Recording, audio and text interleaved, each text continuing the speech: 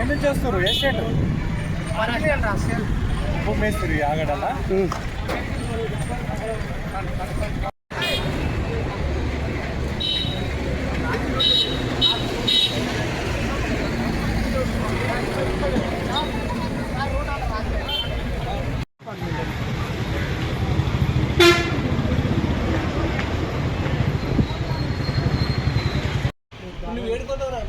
దిగాల మీరు ఏడిపోతారు బాబు ఏంటికి మీరిద్దరు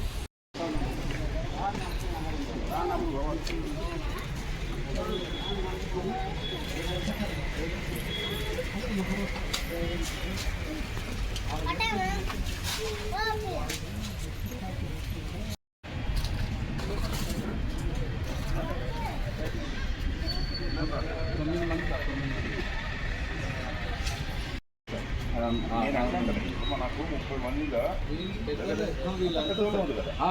9 మంది ట్రైన్ లేబర్ 9 మంది ట్రైన్ లేబర్ మిగిలినంత train bond labour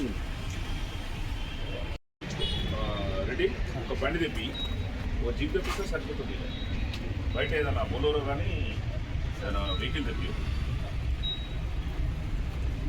Niranjan Reddy ఏదన్నా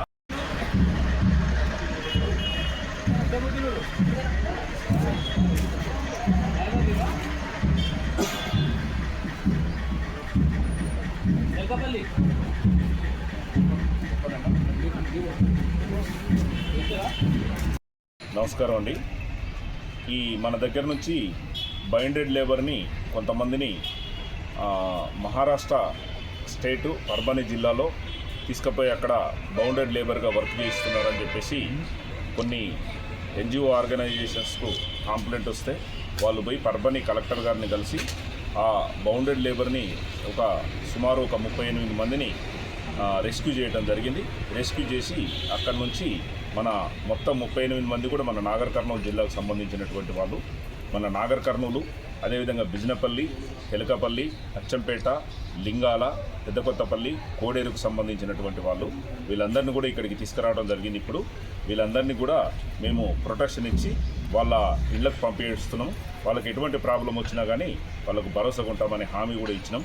దీనికి కలెక్టర్ గారు, ఎస్పీ గారు కూడా వాళ్ళకు సహాయ సహకారాలు అందించాలని చెప్పేసి మాకు క్లియర్గా ఆదేశాలు ఇవ్వడం జరిగింది. వాళ్ళ ఆదేశాల ప్రకారంగా వాళ్ళకు పూర్తిగా ప్రొటెక్షన్ ఇవ్వడానికి మా పోలీస్ డిపార్ట్మెంటు, అదేవిధంగా రెవెన్యూ సిబ్బంది కూడా అందరూ కూడా సిద్ధంగా ఉన్నాం.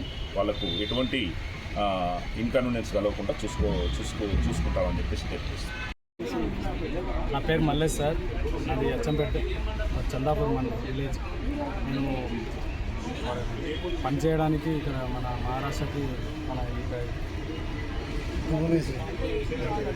మేసరి తీసుకుని వెళ్ళారు సార్. అక్కడ పని ఉందని తీసుకొని వెళ్ళి మంచిగా ఉందని తీసుకొని వేయండు. తర్వాత అక్కడ ఉన్న ఇబ్బందులు చాలా వేరే ఇబ్బందులు చాలా ఉన్నాయి సార్. అక్కడ ఒక వాటర్ బాగలేదు, ఒక ఫుడ్ బాగలేదు, అలాగే జ్వరం వచ్చినా ఏమన్నా ఇబ్బందులు అయినా కానీ పట్టించుకోరు. అదే ఏమన్నా ప్రాబ్లం అయినా కానీ మేము ఒకళ్ళు అడిగితే మేసరి మమ్మల్ని కొడతాడు. ఎందుకు అడుగుతారు, మిమ్మల్ని చూసి ఇంకోటి నేర్చుకుంటారా అని అట్లా కొడతారు. చాలా మందిని కొట్టిండు. దగ్గర ఒక 12 మందిని కొడితే వాళ్ళందరూ ఇంటికి వెళ్ళి వచ్చి ఒక 4 గాంధీ హాస్పిటల్లోనే ఉన్నారు ఇప్పటికి కూడా. అందులో 2 చనిపోయారు కొడితే. ఇలా ఒక ఆయన హాస్పిటల్ చూపించుకొని వచ్చి ఇంటికాడ అన్నం నింపుకుంటేనే అట్లే చనిపోయాడు. ఒక ఆయననేమో సైడ్ మీదకి వెళ్ళి వర్క్ చేయడానికి పోయి ఆయనను పట్టించుకోకుండా ఆయనకు హెల్త్ బాగాలేకున్నాయి సార్. హెల్త్ బాగాలేకుండా ఉంటే ఆయన అట్లే సైడ్ మీదకి వెళ్ళి వెహికల్ దొరకలేదు ఆయన తీసుకురావడానికి. ఆయన అట్లే నడుచుకుంటూ వచ్చి అక్కడ ఒక పొదలలో వాటర్లలో పడిపోయి ఆయన చనిపోయాడు. ఆయన చనిపోయిన 15 రోజులకు ఆయన వెతికి అప్పుడు పట్టుకున్నారు. ఇంతవరకు దగ్గర ఆయన అదే వాటర్లో అట్లే చనిపోయి అట్లే ఉన్నారు సార్. అలాగే మళ్ళీ మేస్త్రి ఏమన్నా మాట్లాడదామన్నా ఒక అన్నం బాగాలేదు, కూర బాగాలేదు సార్.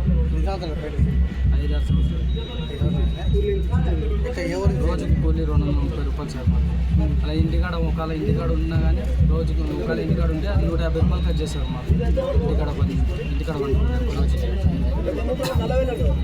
ఇబ్బందులు అయితే చాలా ఉన్నాయి సార్. మనం ఎదిరించలేము. అలా సైడ్ మీద పోయి ఏమన్నా పని కూడా కొంచెం చేయలేము. కాబట్టి కొంచెం రాళ్ళు కానీ చేయగలకపోతే డైరెక్ట్ సైడ్ మీద సార్ వాళ్ళు కొడతారు. అది ఇట్లా కొట్టిరు సార్ వేస్తే చెప్పారు, కొడతారు రా భయ్, పైసలు తీసుకున్నావు 50,000 తీసుకున్నావు, కొడతారు తంతారు, పడాలి, లేకపోతే నా పైసలు నాకు పడితే వెళ్ళిపో అని ఇట్లా అంటారు. మీరు ఎవరు అప్రోచ్ అయ్యారు? మేము ఇప్పుడు కొట్టిన వాళ్ళ ముగ్గురు వాళ్ళు ఇక్కడ వచ్చి వాళ్ళు మన లేబర్ ఆఫీసర్ కేసు పెడితే మన లేబర్ ఆఫీసర్ అక్కడ వచ్చి మనం అక్కడికి వెళ్ళి సార్ అక్కడ పరిస్థితి అక్కడ బాగాలేక మన సార్ వాళ్ళకి మేము రెస్పాన్స్ అయితే మన సార్ వాళ్ళు మాకు అన్నీ తెలుసుకొని అక్కడ కలెక్టర్ని అక్కడ కోర్టు జడ్జిని అలాగే అక్కడ చాలా మందిని కనుక్కొని మొత్తం వాళ్ళని కనుక్కొని మమ్మల్ని బయటకు తీయడం జరిగింది. అక్కడైతే ఇబ్బంది చాలా ఉన్నాయి సార్. మహేష్నాథ్ బొందలపల్లి గ్రామం కొన్నిచెట్ల కృష్ణ అనే వేసకంలో డబ్బులు అవసరం ఉంది. దేశం పోతే అక్కడ సౌలత్ అంత బాగాలేదు. ఏం జ్వరం వచ్చినా కూడా పెద్ద రెస్పాన్సిబిలిటీ లేదు. వాళ్ళ అన్నం తినడానికి కూడా చాలా ఇబ్బందిగా ఉంది. పని పోతే టైంకి రావట్లేదు. మన జ్వరం వచ్చినా కూడా ఎవరు పట్టించుకోవట్లేదు. ఏమన్నా ఇది అన్నా అని అడిగితే కొడతారు వాళ్ళు. ఇప్పుడు ఇచ్చినా కూడా మాకు ఏదో గిల్టీగానే ఫీల్ అవుతున్నాం. వాళ్ళు ఎప్పుడు తీసుకుపోయి కొట్టేది అర్థం అవుతలేదు. దయచేసి మీరే ఏదో రకంగా